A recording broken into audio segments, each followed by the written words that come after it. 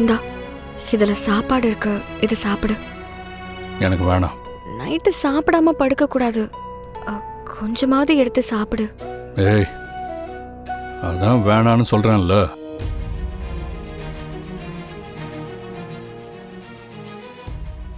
என்னை மன்னிச்சிரு.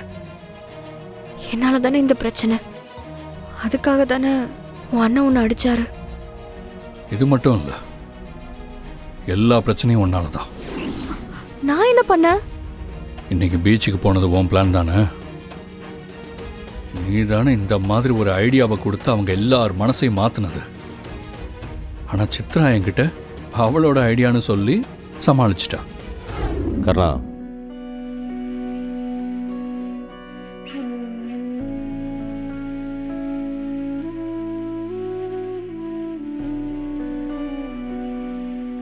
உன்னை நான் இந்த வீட்டுக்கு கூட்டு வந்ததுலேருந்து இது வரைக்கும்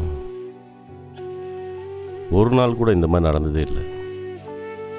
இப்பெல்லாம் நடக்கும்னு நானும் எதிர்பார்க்கவும் இல்லை.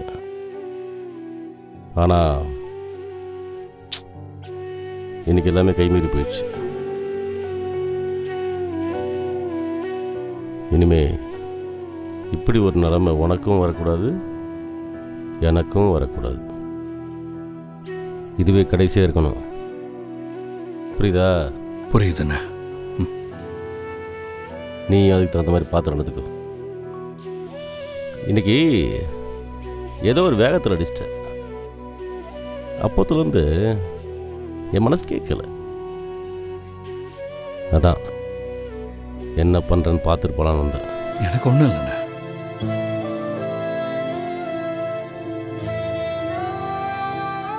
வர்ற நான் அடித்ததை பற்றி யோசிச்சுட்டு இருக்காம, நான் ஒரு வேலை சொன்னால் அதை சரியாக செய்ய வேண்டிய வேலையை மட்டும் பாரு.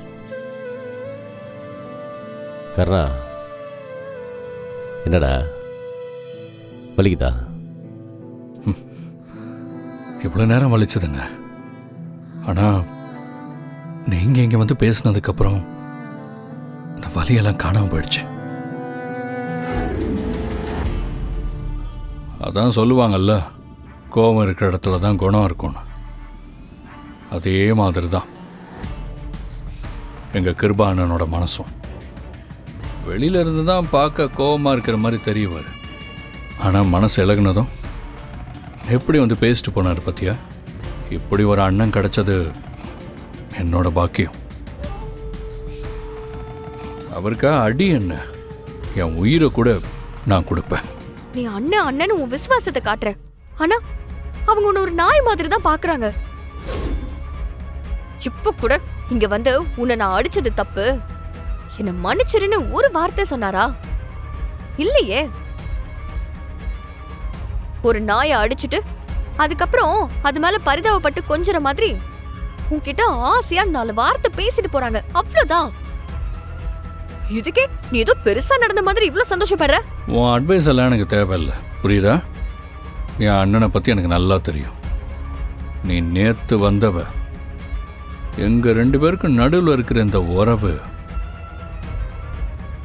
உன்ன மாதிரி சரி தப்புன்னு பார்க்க தெரிஞ்ச ஆளுக்கு புரியாது. இவ்வளோ சொல்லியும் இவே இன்னும் அவங்களை இப்படி கண்மூடித்தனமா நம்பிக்கிட்டு இருக்கா? அண்ணா, என்னத்தில் எங்கண்ணா போயிட்டு வர? அண்ணா, இன்னைக்கு நீ பண்ணது தானே கரெக்டு. அவனை தான் அந்த இடத்துல தானே வைக்கணும். ஆனால் நீ அவனுக்கு ரொம்ப இடம் கொடுக்குறண்ணா, அப்புறம் தலையில் ஏறி ஆடுவானுங்க. அவனை போய் நீ என்னண்ணா நீ பண்ணுறது கொஞ்சம் கூட சரியில்லைண்ணா. அவன் யாரா நமக்கு? அவன் ஒரு வேட்டை நாயிட.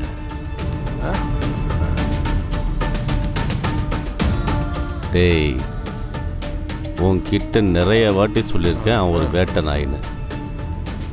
அவனுக்கு எப்போ ஏற போடணும், எப்போ தட்டி கொடுக்கணும், எப்போ தட்டி விடணும்னு எனக்கு தெரியும். அப்போதான் அந்த நாய் நம்ம காலை சுற்றி வரும். டேய், அவன் சின்ன வயசுலேருந்து நம்ம கூடவே இருந்தவன்டா.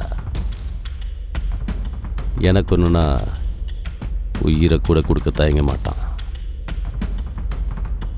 என்னதான் ஒரு வேலைக்காரனாக இருந்தாலும் நல்ல விசுவாசமானவன்டா. இவனை மாதிரி ஒருத்தன் நம்ம கூட இருக்கிறது நமக்கு தான் பலம். நல்லா போயிட்டு இருக்கு தலைவரே. என்னண்ணே?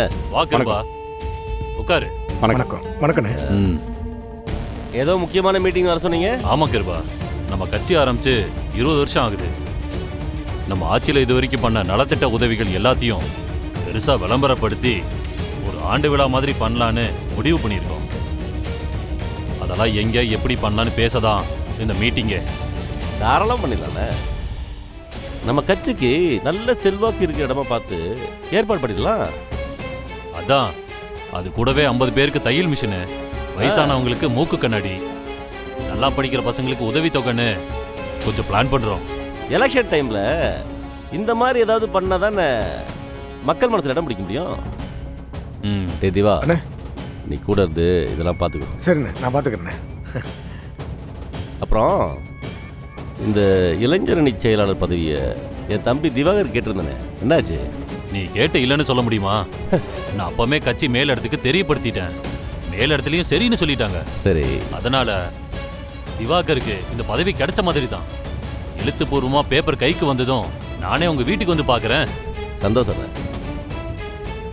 என்னடா அண்ணே. இதுக்கு தானே ரொம்ப நாளாக காத்துட்டு இருந்த? ஆமாண்ணே. அப்பா, அம்மா, ஏம்மா பாரதி எப்படிம்மா உங்ககிட்ட வந்துச்சு? அப்பா, நான் ரேஸுக்கு போனதே பாரதி எடுத்துட்டு தான். அந்த நேரத்தில் நாம் இருந்த சூழ்நிலையில் அவசரப்பட்டு இந்த வண்டியை வித்துட்டோம்மா.